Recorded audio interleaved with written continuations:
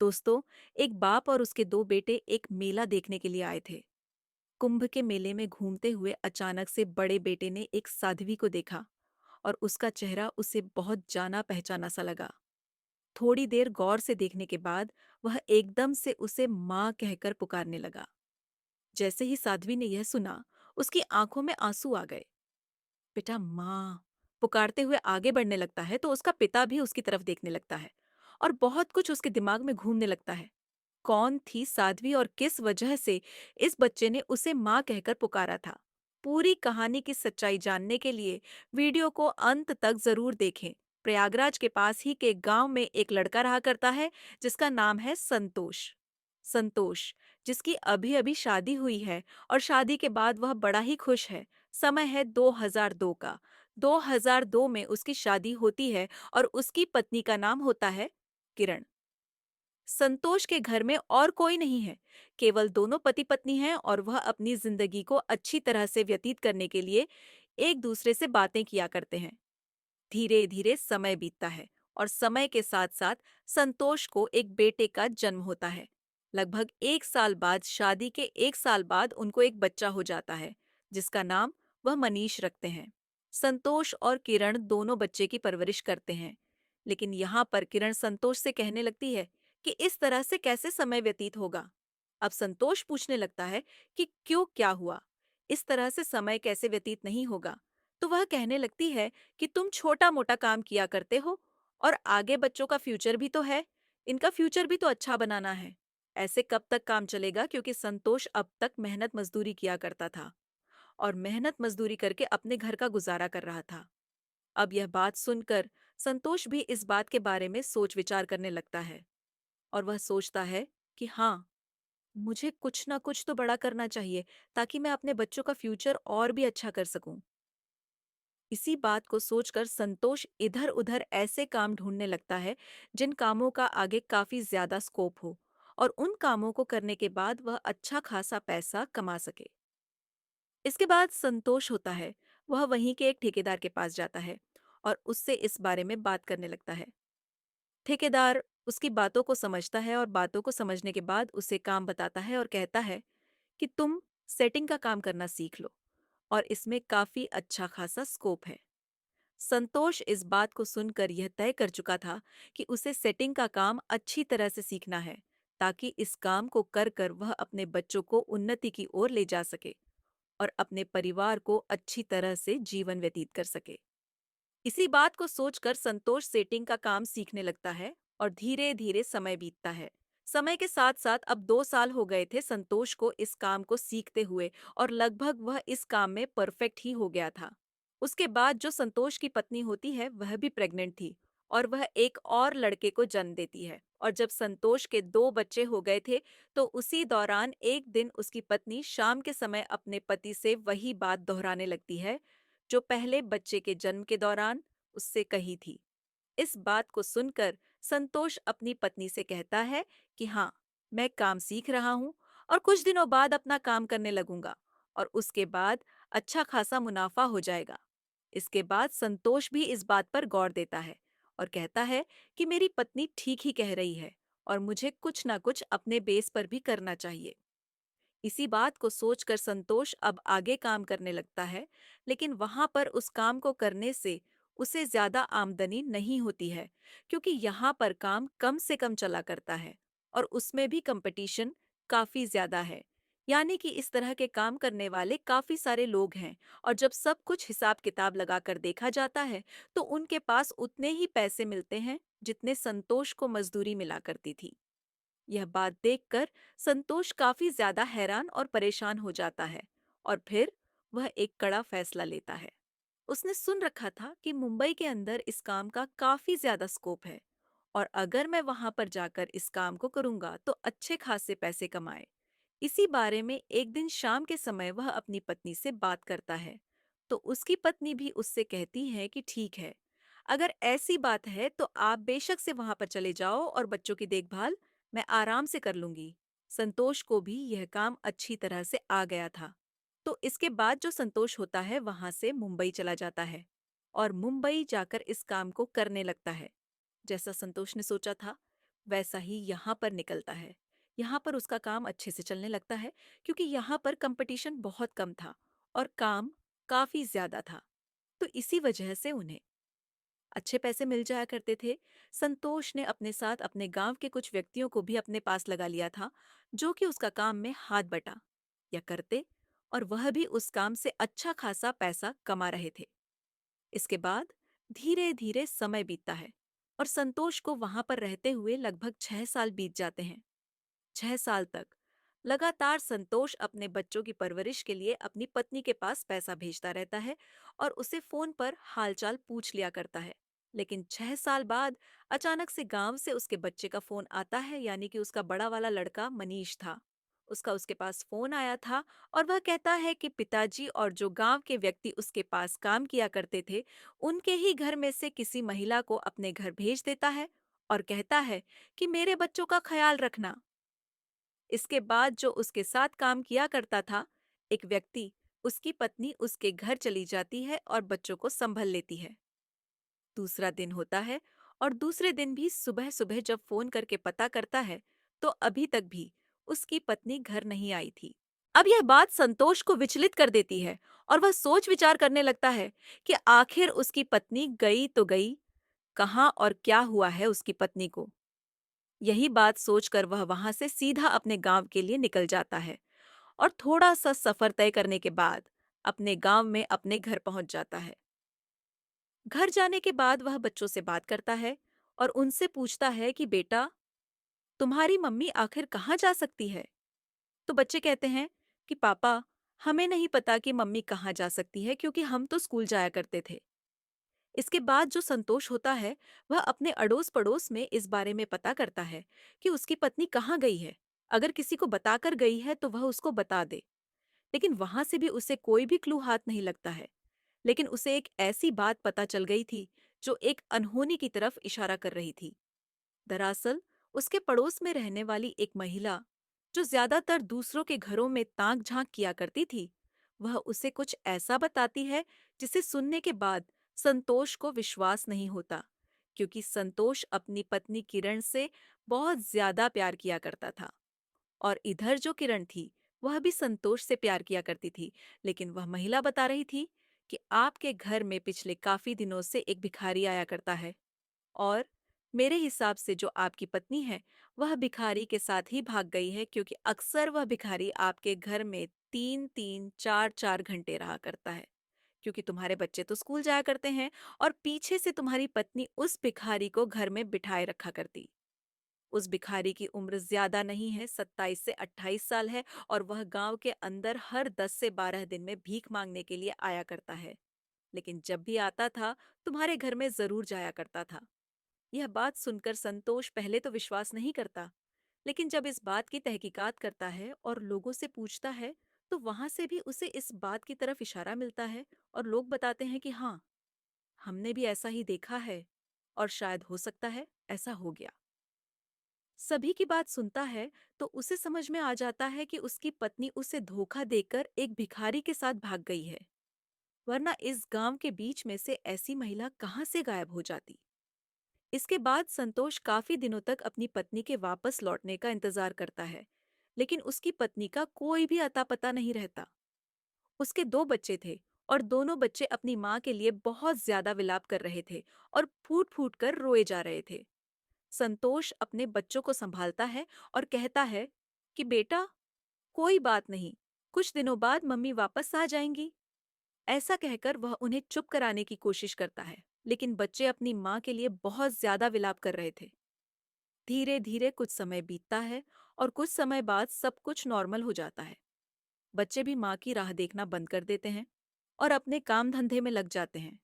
इसके बाद जो संतोष होता है, वह तय करता है कि अब वह मुंबई नहीं जाएगा, यहीं पर अपने बच्चों की देखभाल करेगा और वहां पर रहने लगता है। लेकिन गांव के अंदर उसे कुछ ऐसी बात सुनने को मिलती है जिन्हें सुनने के बाद वह दोबारा से मुंबई जाने का फैसला कर लेता है, क्योंकि गांव के अंदर बात चल रही थी कि 2 बच्चों की माँ एक भिखारी के साथ भाग गई, जबकि संतोष के पास बहुत कुछ है, लेकिन फिर भी उसने किसी भी चीज की परवाह नहीं की। ऐसा क्या दिख गया था उसे उस भिखारी में? अब यह बात सुनकर संतोष थोड़ा सा परेशान हो जाता है, क्योंकि उसे पता था कि इन बातों का सामना उसके बच्चों को भी करना पड़ेगा। अगर वह बच्चे यहाँ पर रहे तो उन्हें बहुत कुछ झेलना पड़ेगा और इस बात का उनके जीवन पर प्रभाव पड़ सकता है। यही सोचकर वह अंदर अपने बच्चों के साथ मुंबई जाने का फैसला करता है और अपने बच्चों को लेकर वहां से सीधा मुंबई चला जाता है और वहां पर अपने कामकाज को संभालने लगता है। वहां पर रहकर वह बच्चों की पढ़ाई लिखाई करता है और साथ में अपने रोजगार को देखता रहता है। बच्चे भी अपने पिता को परेशान नहीं किया करते हैं और अपनी पढ़ाई लिखाई पर बहुत ज्यादा जोर दिया करते हैं। धीरे धीरे समय बीतता है और समय के साथ साथ संतोष को वहां पर रहते हुए 4 साल बीत गए थे। यानी कि अब समय आ गया था 2013 का। 2013 के स्टार्टिंग में ही एक दिन शाम के समय पूरा परिवार बैठकर टीवी देख रहा था। यानी कि संतोष और उसके दोनों बच्चे टीवी पर एक मूवी देख रहे थे। उस मूवी के अंदर अचानक से कुंभ के मेले का जिक्र आता है। अब इस बात को सुनकर जो उसका बड़ा बेटा मनीष होता है, वह अपने पिता से पूछने लगता है, पिताजी, यह कुंभ का मेला क्या होता है? अब जब पिता देखता है कि बेटे यहाँ पर रहने के बाद अपनी संस्कृति और सभ्यता को भूलते से जा रहे हैं, तो वह उन्हें बताने लगता है कि बेटा, कुंभ का मेला इस तरह से होता है और वहां पर बहुत ज्यादा लोग आते हैं और सभी लोग मिलजुल कर रहा करते हैं। दरअसल उस मूवी के अंदर एक ऐसा सीन था जहां पर एक व्यक्ति कहता है कि मेरा जुड़वा भाई के मेले में बिछड़ गया और उसके बाद अब मैं उसे ढूंढता फिर रहा हूँ। तरह तरह के भेष बनाता है और बार बार उसे मूवी के अंदर कुंभ के मेले का जिक्र आ रहा था। तो पिता अपने बेटे को कुंभ के मेले के बारे में सब कुछ समझा देता है और बता देता है कि बेटा, ऐसे कुंभ का मेला होता है। तभी बेटा कहने लगता है, पिताजी, क्या हम भी कुंभ का मेला देख सकते हैं? अब पिता जब इस बात को सुनता है तो थोड़ी देर इस बारे में सोच विचार करने लगता है और वह अपने बच्चों से बहुत ज्यादा प्यार किया करता था। सोचने के बाद उसे ख्याल आता है कि अभी कुछ दिनों में कुंभ का मेला आने वाला है और बच्चे कुंभ के मेले को देखना चाहते हैं, तो क्यों ना उनको कुंभ का मेला दिखा दिया जाए। वह एकदम से अपने बेटे से कहने लगता है, बेटा, सच में तुम्हें कुंभ का मेला देखना है? तो बेटा कहता है, हाँ पिताजी, मुझे कुंभ का मेला देखना है कि ऐसा कैसा मेला होता है जिसके अंदर लोग भी बिछड़ जाया करते हैं। तो उसके बाद पिता अपने दोनों पुत्रों से कुंभ के मेले में चलने की तैयारी करने के लिए कहने लगता है, क्योंकि कुछ दिनों में कुंभ का मेला शुरू होने वाला था। तो वह कह देता है कि बेटा अभी से चलेंगे और आराम से समय व्यतीत करेंगे, क्योंकि अब तक संतोष ने काफी अच्छा खासा रुपया पैसा कमा लिया था। तो वह कहता है कि काफी दिन वहां पर रुक कर आएंगे और कोई भी कैसी भी दिक्कत नहीं है। बेटे इस बात को सुनकर एकदम से खुश हो जाते हैं और अपने पिता को गले से लगा लेते हैं। पिता अपने बेटे को गले से लगाते हुए उसकी आंखों से आंसू टपकने लगते हैं, क्योंकि कभी ना कभी उसकी पत्नी ने भी इस कुंभ के मेले को देखने के लिए कहा था, लेकिन वह परिवार की जिम्मेवारियों के चलते इस मेले को अपनी पत्नी को नहीं दिखा पाया था। इसके बाद पूरा परिवार अच्छी तरह से तैयार होता है और तैयार होने के बाद पिता अपने दोनों बच्चों को लेकर कुंभ का मेला दिखाने के लिए निकल देता है। अब वहां से आने में उन्हें काफी समय लगता है और वैसे भी रास्ते में वह रुक रुक कर आ रहे थे। जहां पर भी कोई घूमने फिरने लायक जगह होती थी, वहां पर वह रुक जाया करते और घूमते फिरते हुए कुंभ के मेले तक पहुंच जाते हैं।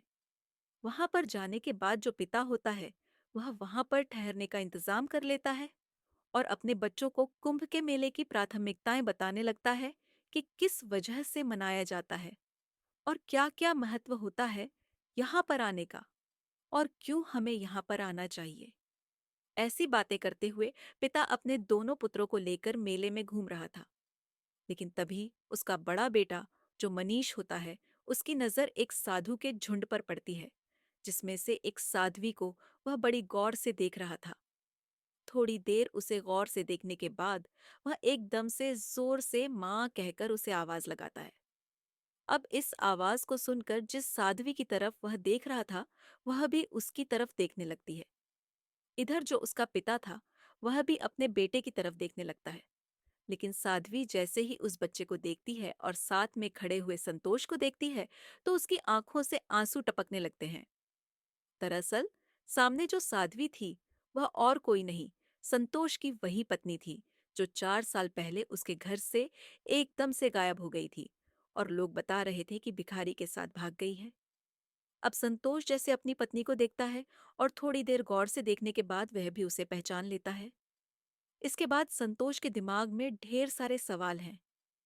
वह अपनी पत्नी से पूछना चाहता है कि वह इतने दिनों तक कहाँ थी, क्या गांव वाले जो कह रहे हैं वह सच है या नहीं है। इसी वजह से संतोष अपने दोनों बच्चों को लेकर उस साध्वी के झुंड की तरफ बढ़ने लगता है। इधर जब साध्वी उस झुंड में से निकलकर संतोष के पास आ जाती है तो दोनों एक दूसरे के आमने सामने खड़े हो जाते हैं। तभी जो बेटा मनीष होता है वह कहता है कि माँ, तुम कहाँ चली गई थी? पता है, हमने तुम्हें कितना याद किया है। इस बात को सुनते ही जो साध्वी होती है वह एकदम से फूट फूट कर रोने लगती है और कहती है कि बेटा, मेरी मत मारी गई थी, इसी वजह से मैं तुम्हें छोड़ कर आ गई थी। ऐसा कहते हुए वह फूट फूट कर रोने लगती है। लेकिन तभी जो संतोष होता है वह सबसे पहले उसे चुप कराता है और कहता है कि सबसे पहले तो चुप हो जाओ और चुप होने के बाद सही से बताओ कि तुम कहाँ गई थी और अब तक तुम्हारे साथ क्या-क्या हुआ था।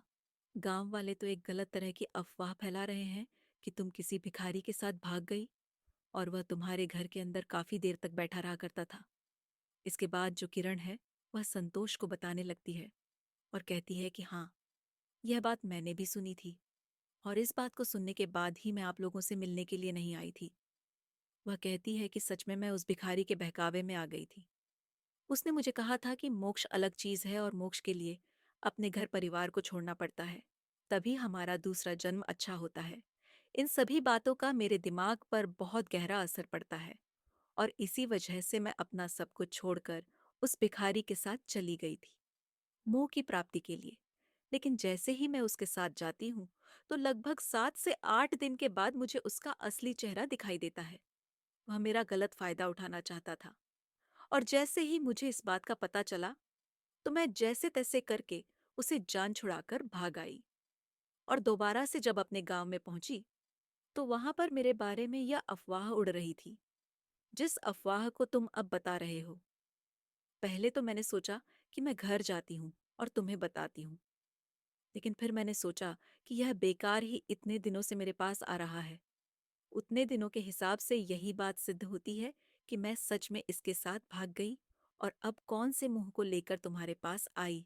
इसी बात को सोचकर मैं वहां से वापस आ जाती हूँ और ऐसे ही इधर उधर अपना समय व्यतीत करने लगती हूँ और घूमते घूमते मुझे आदमियों का झुंड मिल जाता है जहां पर यह सभी अपना समय व्यतीत कर रहे हैं। इसी तरह से हम लोग भिक्षा मांगा करते हैं और भिक्षा मांगकर अपना समय व्यतीत किया करते हैं। इसके बाद मैं इन लोग के साथ आ गई और यहीं पर अपना जीवन बिताने लगी, तो इसी वजह से मैं इन साधम के साथ रहा करती हूँ और यहीं पर अब तक का समय मैंने इनके साथ बिताया है। इस बात को सुनकर जो संतोष था वह भी बहुत ज्यादा परेशान हो जाता है और अपनी पत्नी को झट से अपने गले से लगा लेता है। कहता है कि किरण, मुझे तो पता था कि ऐसा नहीं हो सकता, लेकिन लोगों की बात का मुंह पर भी इफेक्ट पड़ा था और इसी वजह से मैं अपने बच्चों को लेकर वहां से मुंबई कहने लगा ताकि इनकी जिंदगी में कोई भी कैसी भी कठिनाई ना आए, क्योंकि जब इन्हें पता चलेगा कि इनकी माँ एक भिखारी के साथ भाग गई तो इन लोगों के जीवन पर उसका बहुत बुरा इफेक्ट पड़ेगा। लेकिन आज ऊपर वाले की मर्जी से हम दोनों दोबारा से एक हो गए हैं और इसके बाद अपने जीवन को एक साथ हंसी खुशी बिताएंगे।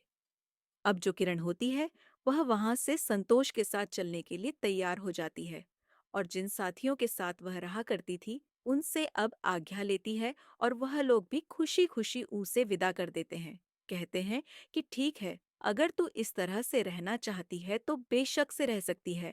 जब तुम्हारे बच्चे भी हैं और तुम्हारा पति भी है तो उनके साथ अपने जीवन को व्यतीत करो।